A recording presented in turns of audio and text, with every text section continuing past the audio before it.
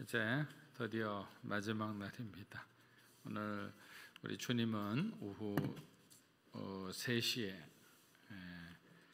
십자가에서 숨을 거두시고 음부에 내려가셔서 또 하나님의 일을 하시다가 3일 만에 또 부활하시게 됩니다. 부활은 또 우리가 주일날 또 기쁜 마음으로 예수님 부활하셨네 라고 외치며 이렇게 반갑게 인사하도록 하겠습니다. 예수님의 일생 전체는 구약 성경의 예언대로 이루어진 것이다 라고 우리가 이해를 하시면 좋을 것 같습니다. 특히 메시아의 고난에 대해서는 이사야 53장과 시편 22편을 보면 아주 상세히 잘 기록되어 있습니다. 심지어 예수님이 빌라도의 질문에 침묵으로 대답한 그 예수님의 행동까지도 이사야 53장 7절의 성취였습니다. 이사야 53장 7절과 시편 22편 14절에서 15절 함께 읽어보겠습니다. 그가 곤욕을 당하여 괴로울 때도 그의 입을 열지 아니하였으며 마치 도수장으로 끌려가는 어린 양과 들 깎는 자 앞에서 잠잠한 양같이 그의 입을 열지 아니하였도다. 나는 물같이 쏟아졌으며 내 모든 뼈는 어그러졌으며 내 마음은 밀랍 같아서 내 속에서 녹았으며 내 힘이 말라 질그릇 조각 같고 내 혀가 입천장에 붙었나니 주께서는 죽음의 진토 속에 이게 예수님이 당하신 또 예수님이 느끼셨던 그 인간으로서의 어떤 고통, 피할 수 없는 그런 고통이었습니다. 제자들이 예루살렘 입성을 만류하고 십자가 죽음을 부인할 때 예수님께서는 자신을 가리켜 기록된 성경 말씀이 모두 이루어져야 한다고 제자들에게 설득이랄까요? 그들을 그렇게 가르쳐 주신 거죠. 즉 예수님은 자신의 뜻대로 행하지 않고 모든 것을 하나님의 뜻과 명령에 따라 메시아로서의 사역에 충실했다는 거예요. 누가복음 24장 44절에서 45절입니다. 또 이르시되 내가 너희와 함께 있을 때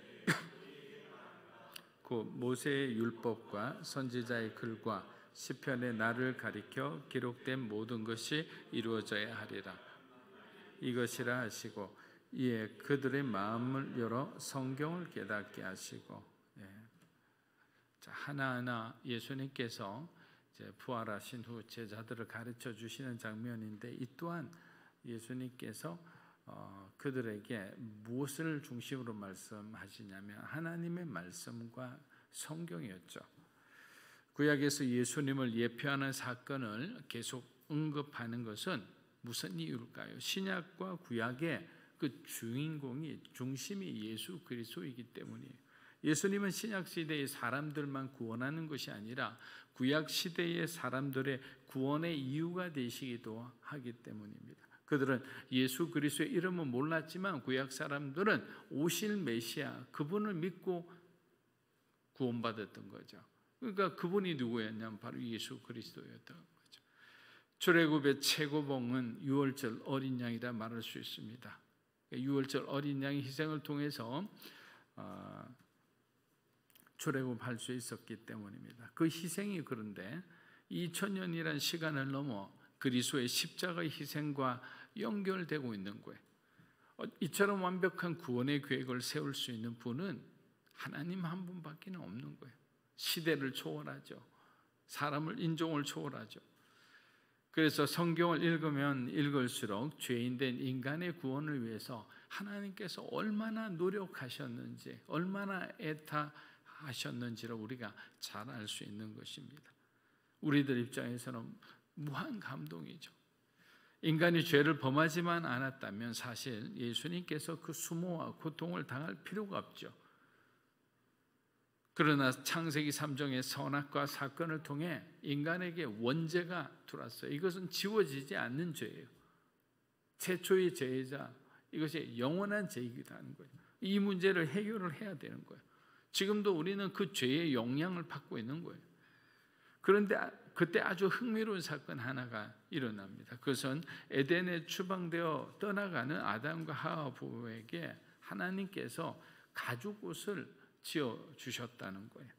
자신들의 힘으로는 무화과 나뭇잎으로 자신의 부끄러움을 감추는 데 불과했지만 하나님은 에덴 동산 바깥에서의 그들의 삶을 염려하신 거죠. 그래서 그들의 몸을 가리고 그들의 피부를 보호하는 가죽옷, 히브리어는 코트노트를 지어주신 거예요. 이 코트노트는 가운처럼 무릎이나 이 발목까지 내려오는 겉옷을 말하는 거예요. 겨울에 우리들이 입고 다니는 코트가 바로 아담과 하와가 먼저 입었던 옷입니다. 그런데 이 옷이 영적인 의미를 가질 때는 주님의 십자가와 또 연결이 됩니다. 하나님이 죄인들을 위해서 만드신 가죽옷은 인간의 죄를 속하기 위한 첫 번째 동물의 희생이라는 거예요. 동시에 그러면 이 동물의 희생을 통해서 구약 제사의 원형으로서 그런 어떤 중요한 의미를 가지게 되는 거예요. 그리고 이는 장차 인류의 죄를 담당하신 예수 그리스도의 희생적 죽음을 예표하는 최초의 사건이기도 합니다.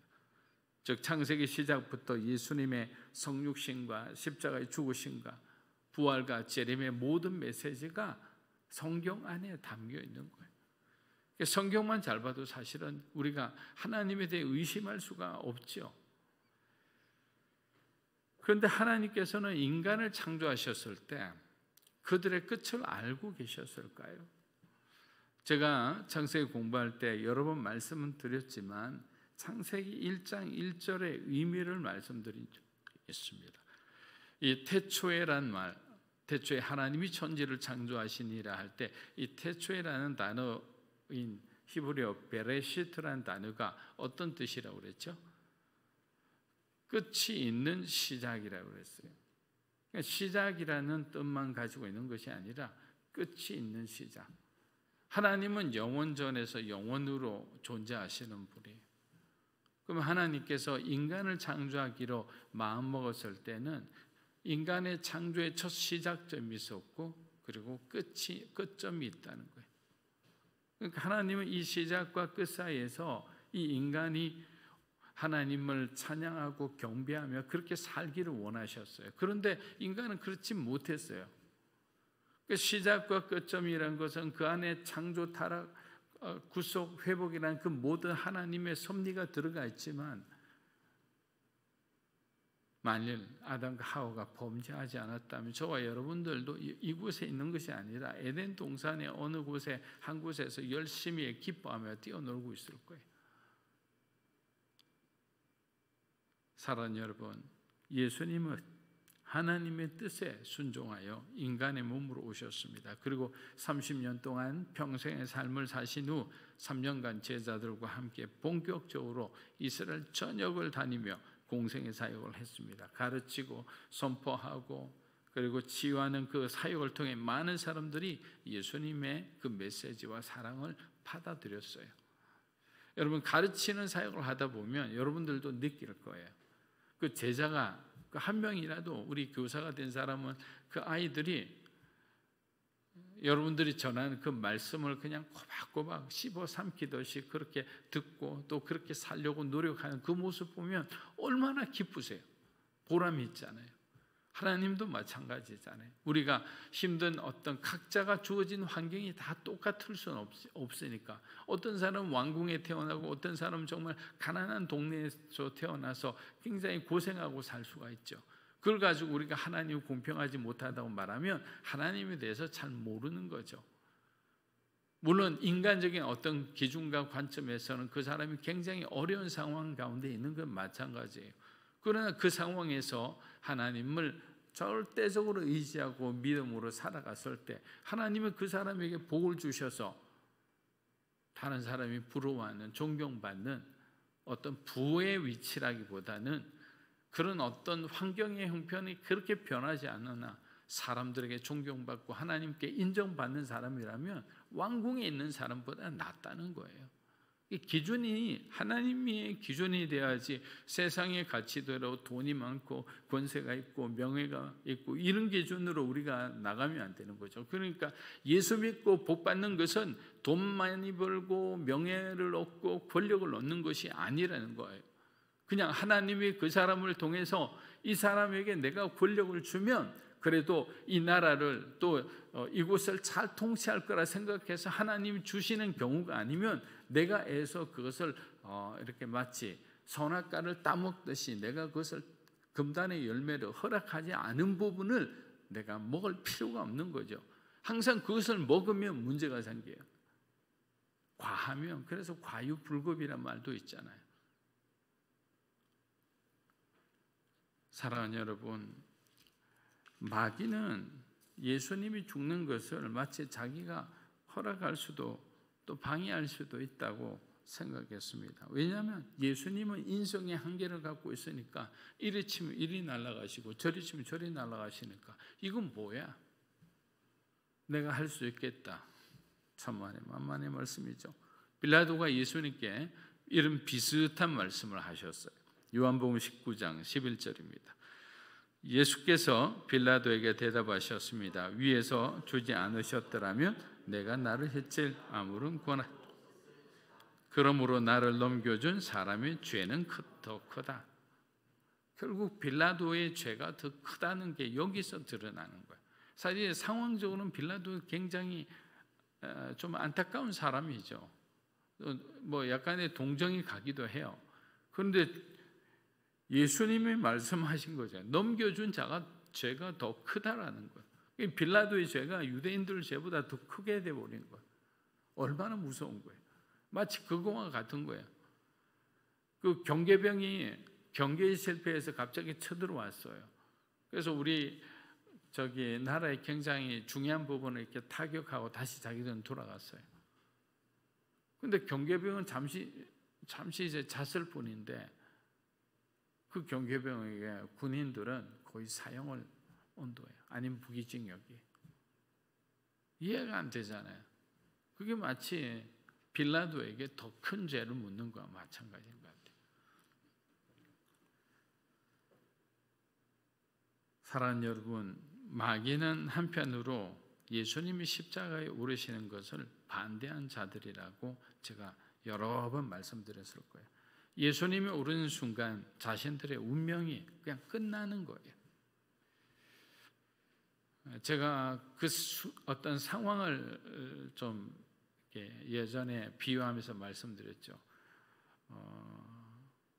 그래도 예수님께 은혜 받은 자들을 마귀는 믿고 있었다고. 마지막에 바라바를 외치지 않고 예수를 외칠 줄 알았다고. 그 수많은 사람들이 예수님께 치유받고 말씀을 듣고 회복했는데 오병이의 기적의 현장에 있던 사람들도 있고 다 많잖아요. 그러면 당연히 예수님을 외칠 줄 알고 그냥 방심하고 있었더니 갑자기 바라바를 외쳐서 근데 많이 지금 예수님을 외쳐야지.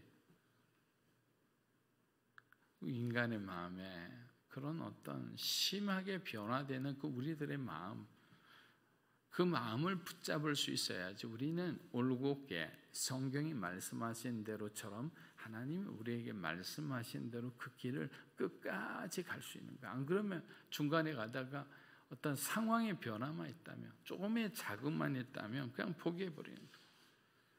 요한복음 19장 23절에서 24절입니다. 군인들은 예수를 십자가에 못 박고 예수의 옷을 네 수로 나누어 각각 하나씩 갖고는 속옷까지 가져갔습니다. 이 속옷은 이염새 없이 위에서 아래까지 통으로 짠 것이었습니다. 그들이 서로 말했습니다. 이것을 찢지 말고 누가 가질지. 이것은 성경 말씀을 이루는 것이었습니다. 그들이 내 겉옷을 나눠 가지고 내 속옷을 벗고 제비를 뽑았다.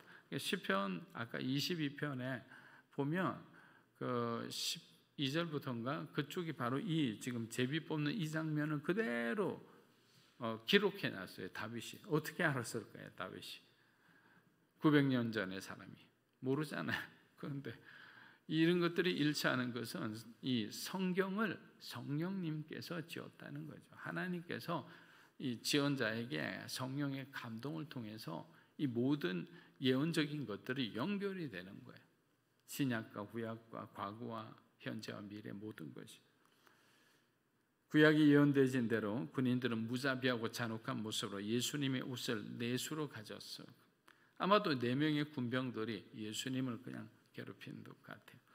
17세기 대표적인 신학자인 게르하르트는 예수님의 옷 내깃은 네 방향, 즉 동서남북인 세상을 의미하고 세상을 위한 예수님의 죽음이라는 그런 어떤 상징이 있다, 이렇게 말을 합니다. 반면에 그 조롱하는 그 모습을 바라보고 있는 예수님의 어머니 이모 글로바의 아내 마리아와 막달라 마리아, 그리고 사도 요한은 조롱받는 예수님의 곁을 안타까운 마음으로 지키고 있습니다. 그러나 실망스럽게도 다른 11제자들은 어디로 갔습니까? 다 제 갈 길로 도망간 거예요. 십자가 주변에 여인들과 아리마대 요셉과 니고데모 정도만 지켜보고 있었습니다. 물론 그 십자가를 동심원으로 딱 그리면 이 십자가 가장 가까이 있는 사람들이겠죠. 그리고 동심은 그 다음에는 백부장 같은 사람도 있고 조금씩 있는 사람이 있겠죠. 그러나 가장 중요한 이 코어에 있었던 사람, 혹시 로마 군인들에게 피해를 보는 그런 어떤 수도 있다는 생각을 갖고 죽음을 각오해 있었던 사람이 바로 이 지금 말씀드린 이 사람들이에요. 성경은 아무 이름이나 기록을 하지 않아요. 이름이 기록되는 것은 그 사람에게는 메시지가 있는 사람들이에요. 사랑하는 여러분, 참 사랑은 끝까지 갑니다. 그래서 중도에서 포기하는 법이 없어요.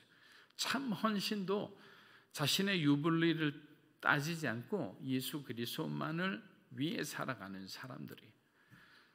요한복음 19장 26절에서 27절입니다. 예수께서는 자기 어머니와 그 곁에 사랑하는 제자가 서 있는 것을 보시고 어머니에게 말씀하셨습니다. 어머니 보십시오, 당신의 아들입니다. 그리고 그 제자에게 보아라, 내 어머니이다 라고 말씀하셨습니다. 그때부터 그 제자는 예수의 어머니를 자기 집에 모셨습니다. 예수님은 이제 십자가 위에 지금 달려있는 상황이에요. 달려있는데 자기 어머니와 요한을 보시면서 요한에게 어머니를 좀 잘 돌봐주기를 부탁합니다. 지금까지 예수님께서 어머니 마리아를 돌봐왔지만 이제는 돌봐드릴 수가 없으니까 사촌인 요한에게 어머니를 부탁한 거죠. 예수님과 요한은 사촌지간이잖아요.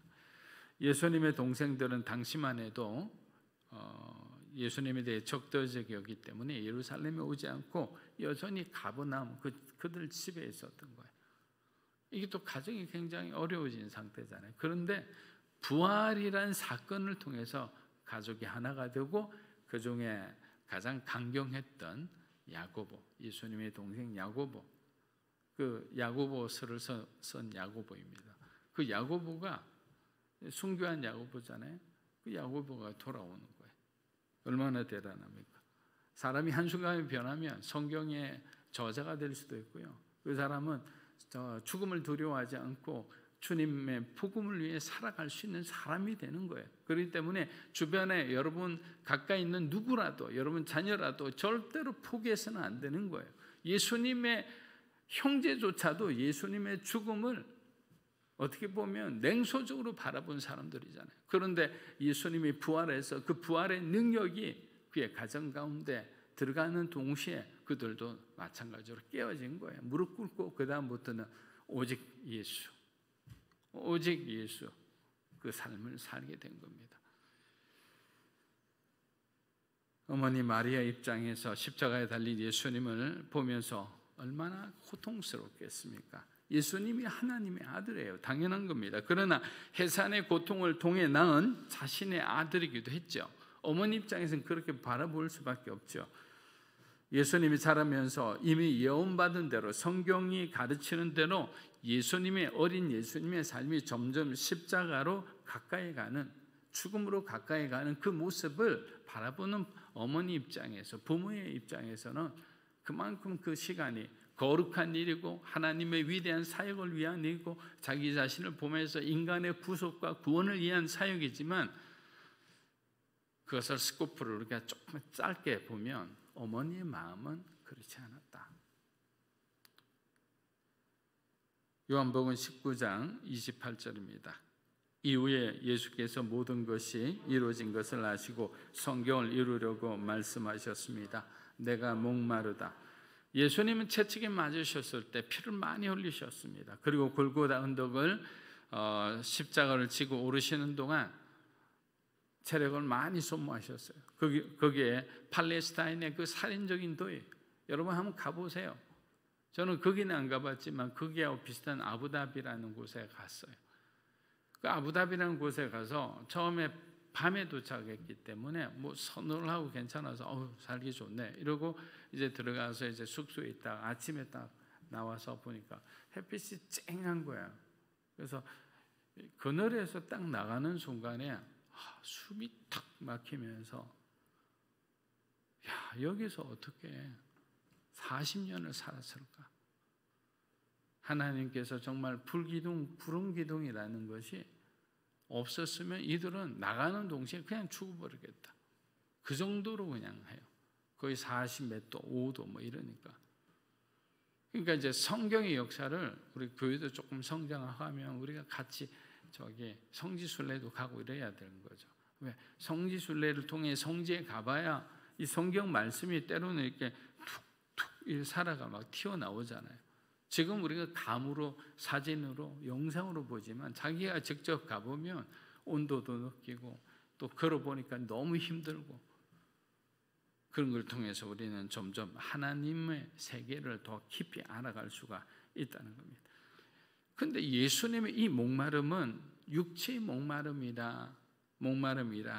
목마름으로 끝나지 않았어요. 진정한 목마름은 죄 아래 있는 영혼들을 향한 목마름이죠. 예수님이 죽는 이유가 뭡니까? 자신의 육체의 목마름에 예수님이 초점을 맞출 분이 아니잖아요.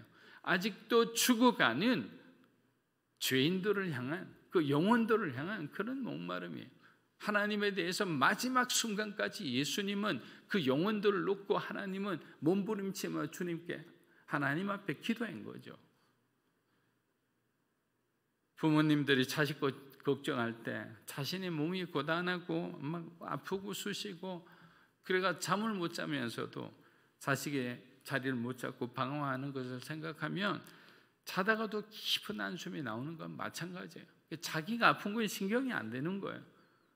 우리 자녀가 빨리 좀 정신 차려서 자기가 가야 할 그 길을 하나님께서 우리 아들에게 원하는 그 길을 가야 될 텐데 라는 그 마음의 고통이 자신의 육신의 고통보다 더 압도적으로 힘이 든다는 거예요. 이렇듯 예수님은 죽음 직전의 상황에서도 자기 백성들을 사랑하시고 염려하셨습니다. 여러분, 이것이 하나님의 아가페 사랑입니다. 자기를 죽음 가운데 내몰면서도 자기를 찌르는 자들을 염려하는 거예요. 예수님의 가장 치른 십자가 위에서 말씀하신 일곱 가지 예수님의 말씀이 있는데 그 중에 첫 번째 말씀이 아버지여 저들을 사하여 주시옵소서 자기들이 하는 것을 알지 못함이니이다 하시더라. 마지막까지도 그들의 영혼을 걱정해 주는 거예요. 자기를 찌르고 반대하고 죽이려는 자들인데도. 사랑하는 여러분, 인간은 복수의 화신이지 용서의 사람은 아닌 것 같습니다. 그러나 은혜를 받으면 우리도 그렇게 살지 않는 겁니다. 사랑하는 여러분, 정의의 기준도 용서의 기준도 심판의 기준도 모두 하나님께 속해 있습니다. 인간의 머릿속에는 절대로 예수님의 희생과 죽음을 생각할 수가 없죠. 그러나 예수님은 철저하게 낮은 자의 삶을 사시며 하나님의 말씀에 끝까지 순종하는 모습을 보여주셨습니다. 십자가에 달리신 주님은 뭐라고 말씀하셨어요? 다 이루었다. 다 이루었다. 이 말씀을 하시고 머리를 떨구시고 숨을 거두었습니다. 그런데 여러분, 여기서 중요한 거 마지막 말씀드리고 마무리하겠습니다. 여기서 다 이루었다는 말씀은 예수께서 자신이 세상에 온 이 목적을 온전히 성취했다는 말도 되지만 하나님께서 말씀하신 대로 다 이루었다는 말이에요. 하나님께서 말씀하시지 않은 건 자신이 하지도 않았다는 거예요. 우리도 마찬가지예요. 하나님께서 저와 여러분에게 어떤 미션을 준다면 우리는 내 생각을 가미하지 않고 하나님 앞에 나중에 그것이 다 완료가 됐을 때 하나님이 말씀하신 대로 다 이루었습니다라고 그렇게 고백하게 되기를 주의 이름으로 축복합니다. 하나님, 제가 하다가 보니까 이게 너무 아름다워서 이것을 몇 가지 더 가지로 이렇게 만들었는데 하나님 어떠세요? 이렇게 하면 안 되는 거예요. 예수님 말씀하시잖아요.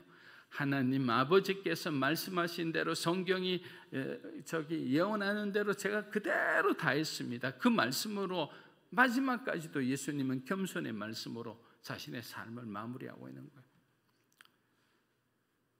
이러한 겸손한 삶은 오래지 않아 다시 3일 만에 부활하심으로 모든 것이 그리스도의 패배가 아니라 승리로 확정되었습니다. 이제 우리는 예수님의 십자가의 죽음으로 우리의 모든 죄가 사함받았음을 믿고 부활하신 주님이 다시 오시는 그날을 기다리는 믿음으로 살아가는 저와 여러분이 되기를 주의 이름으로 축복합니다.